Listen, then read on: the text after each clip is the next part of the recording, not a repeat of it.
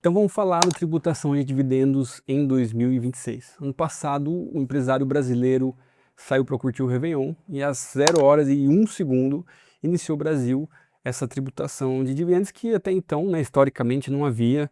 O Brasil tem esse histórico de tributar muito forte a renda, muito forte o consumo, mas os dividendos até então estavam isentos.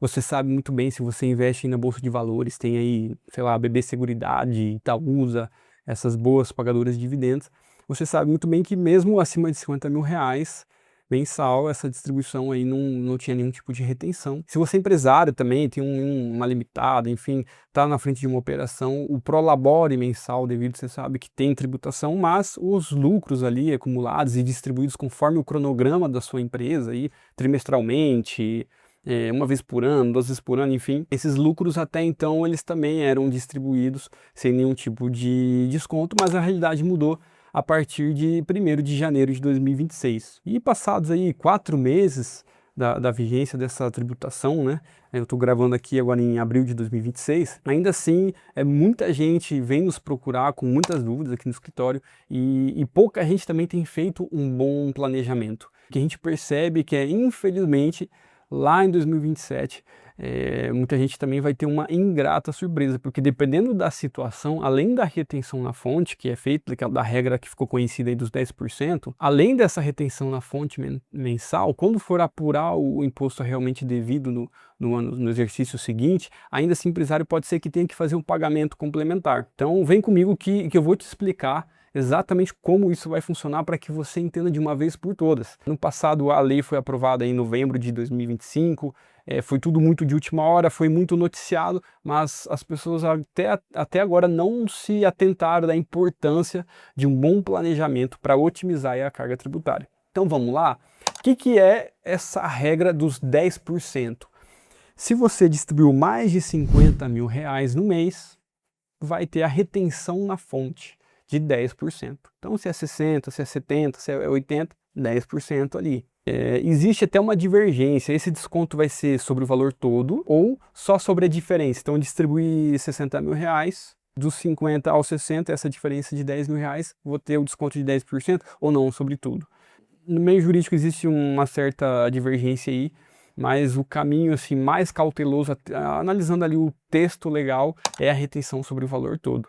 É a prática que eu acredito que os contadores vão seguir. Então até se você é contador, está acompanhando a gente aí, deixa seu comentário, deixa sua opinião sobre isso, mas o caminho que eu vejo mais seguro e que provavelmente vai ser seguido é esse. Então, distribuiu R$ 60.000 no mês, fica retido ali 10%, R$ 6.000. Só que este não é o valor efetivamente devido, porque vai ter a distribuição ali ao longo do ano de um CNPJ, 2, 3, tem empresários que têm vários CNPJs, e aí no final do ano a gente vai somar todos esses dividendos acumulados junto com outros rendimentos tributáveis, então rendimento de aluguel, outros investimentos que também são rendimentos tributáveis, e aí sim a gente vai chegar na apuração do valor realmente devido. E a lei, ela estabeleceu aqui uma tabelinha, vou deixar para vocês.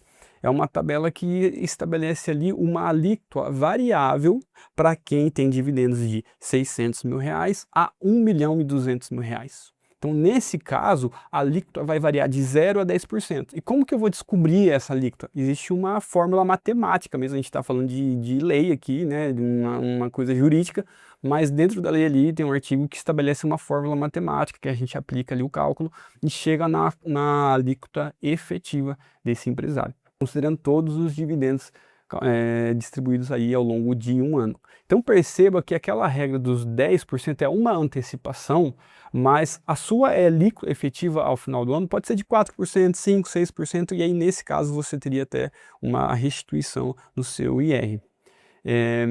Por outro lado, pode ser que você tenha uma surpresa de ter recolhido a menos e no exercício seguinte ainda ter que fazer um pagamento complementar. Então eu trouxe aqui 2 exemplos práticos. O primeiro é de um caso que haveria imposto a restituir no exercício seguinte. Então imagine que um empresário que tem aí R$ 70.000 de dividendos por mês. Passou dos 50? Passou. Vai ter a retenção na fonte? Sim, 10%. Então estamos falando aqui de R$ 7.000 por mês. No final do ano, ele teve aí 840 mil reais de dividendos e 84 mil reais antecipados de pagamento. Mas quanto que ele realmente deveria ter pago? Qual que é a alíquota efetiva dele? Perceba que 840 mil reais no ano já entra naquela linha ali da tabela de alíquota variável. Então, aplicando a fórmula que é prevista em lei, chegaria, nesse caso aqui, uma alíquota efetiva de 4%. 4% dos 840 de dividendos seria R$ 33.600.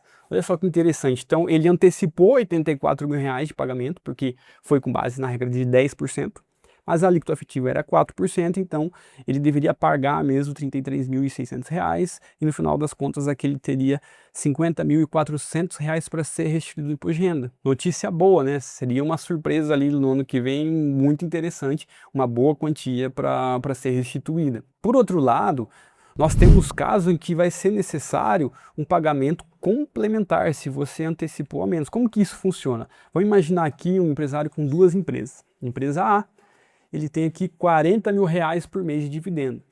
Vai ter alguma retenção da fonte? Não, está abaixo da regra dos 50 mil reais, então não vai ter nenhuma retenção aqui. No final do ano, nessa empresa A, ele teve 480 mil reais sem nenhum tipo de desconto, né? A título de dividendos não teve nenhum tipo de desconto. Na empresa B, ele tem aqui 70 mil reais por mês de dividendos, que ele recebeu todos os meses ali no final do ano, teve 840 mil reais de dividendos. Nesse caso, teve pagamento? Teve. Como era 70 mil reais, passou da regra dos 50 mil, então teve uma retenção na fonte de 10%. Todos os meses ele pagou ali 7 mil reais. Isso significa que no final do ano ele antecipou 84 mil reais de pagamento. Mas quanto que era o imposto realmente devido? Não era só 84, porque os 84 a gente está considerando a retenção que foi feita da empresa B. Na empresa A também teve dividendo, então somando tudo, ele recebeu aí no ano 1.320.000 reais de dividendos, mas antecipou só 84 mil de pagamento de IR, enquanto que o imposto realmente devido seria 132 mil reais. Então essa diferença aí dá 84 mil reais que faltou de pagamento de imposto de renda e que ele vai ter que aí na declaração do exercício seguinte fazer esse pagamento complementar. São dois exemplos simples aqui. Existem exemplos muito mais complexos. Se a gente pega aí rendimentos de aluguéis, a gente pode pegar outros investimentos tributáveis, né? Que aí, assim, não tem jeito, não é uma regra geral. Tem que analisar realmente cada caso, tem que fazer conta para ver qual que é o imposto devido. Então, são exemplos apenas para demonstrar para você essa diferença principal, que é a antecipação mensal dos 10% para dividendos acima de 50 mil reais no mês, e essa diferença com o imposto realmente devido, considerando todos os rendimentos tributáveis ao longo do ano. Então, o que, afinal de contas, essa lei de 2025 fez? Ela alterou a lei do imposto de renda. E na lei do imposto de renda já tinha ali vários rendimentos tributáveis, incluindo, por exemplo, rendimentos de aluguéis, investimentos tributáveis, e os dividendos estavam de fora. Então, essa lei de 25 basicamente fez isso, pegou os dividendos e incluiu ali na lista de rendimentos tributáveis. Por isso que a gente tem que fazer esse cálculo considerando também outros rendimentos além dos dividendos. Então tem que fazer conta, né? Não tem outro caminho. E analisar o caso de cada pessoa, os seus dividendos, quantos CNPJs você tem, qual que é a sua estrutura societária, junto com outros rendimentos tributáveis. E o que a gente tem feito bastante aqui no escritório esse ano, muita gente tem nos procurado um bom planejamento tributário com uma boa revisão aí da sua estrutura societária, que assim a gente pode, em alguns casos, otimizar bastante aí o pagamento do imposto. Legal, espero ter contribuído, espero ter esclarecido de uma vez por todas e fico à disposição aí para a gente trocar mais ideias. Valeu, até a próxima.